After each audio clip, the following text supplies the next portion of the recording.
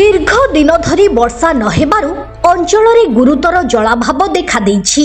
वर्षा अभाव रे चाष जमी फाटी आं करिथिबा बेले शह शह एकर चिनाबादाम फसल सुखी नष्ट हेबाकु बसिछि।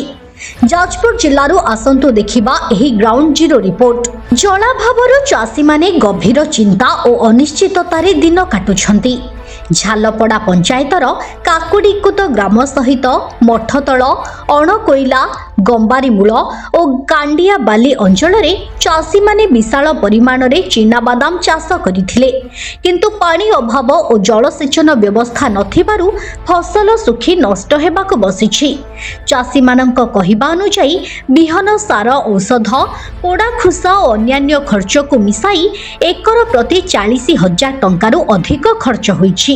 अनेक चाषी धार करज करी चाष करिथिबा बेले एबे फसल नष्ट हेबारु ऋण भार बढ़ी जाइछि। खेतरे फसल नथिबारु चलित वर्ष बिहन खर्च भी आदाय हेबा कष्ट होई पड़िछि। चिनाबादाम गोटे चाष से 4-5 गारे नहले गोटे एकरे निहाती 3,035 टका चाष फास्ट लागुची।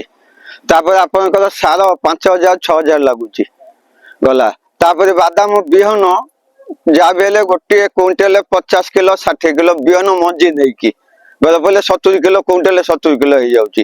बिहन ता मंजीटा गोटे क्विंटल गोटे 10 क्विंटल 10 क्विंटल एमती हो जाएगा हेला को सी एवरेज 11-12 हजार पहला को सी कम से कम चोपा सजो 12,000 क्विंटल सी आसिक 20,000-18,000 पड़छी गला। कोरा हिसाब से 10-12 जन ना गोटे एकर करें मोट 45,000-55,000 नगुची कारण रेट नहीं कि मौसमी रेट नहीं कि ए वर्ष कौन जमा वर्षा है ना मौसमी जाई तो जाइए ये जो गछ गुला देखु आर सतिक गछ पाखे फल एमती रही एकर एकर तर मोर 5 एकर चाषी मु 1.5 लाख 2 लाख टका खर्च कर लास्ट को पाइला को 1 लाख टका पाइबा मुस्किल होगा। गवर्नमेंट बीएम देखला कला आम गोटे आम पंचायत कथा कहूँ कि पाख रुद्रपुर पंचायत गोटे बस्ता भी आम पाइनु गला सार कौन माने साहाय्य नहीं तो आम बहुत पैसा खर्च करके आम बादाम लगेचु बहुत माने माणेके आम तथापि 40-50 हजार टका खर्च करचु।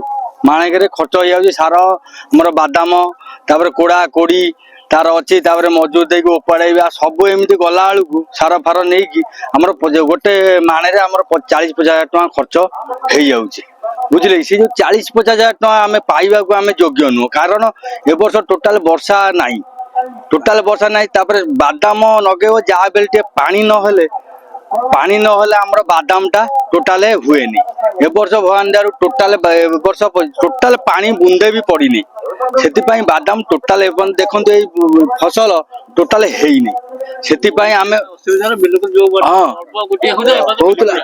ए वर्ष टोटाल आमर बादाम है जदि न आम जो पैसा खर्च कर देचु जब खर्च कर्ज करचु दाम करचु आम सुना बंधा पकईकि आम जो बकेट आम स्त्री लोक सुना अच्छी ताकू भी बंधा पकईकि आम सब पैसा गुड़ाक आणिकी आम बिल सब खर्च कर देचु जदि खर्च कर देचु यदि बादाम टिके न हबो आम से जो बंधा पकईचु से पैसा आनीमु कोठु ए सब अंचल गोटे हेले उठा जलसेचनर व्यवस्था नथिबा बेले चलित वर्ष पानी अभावरु मूल आदाय हेबा कष्टकर होई पड़िबो बोली चाषी माने कहिसंती।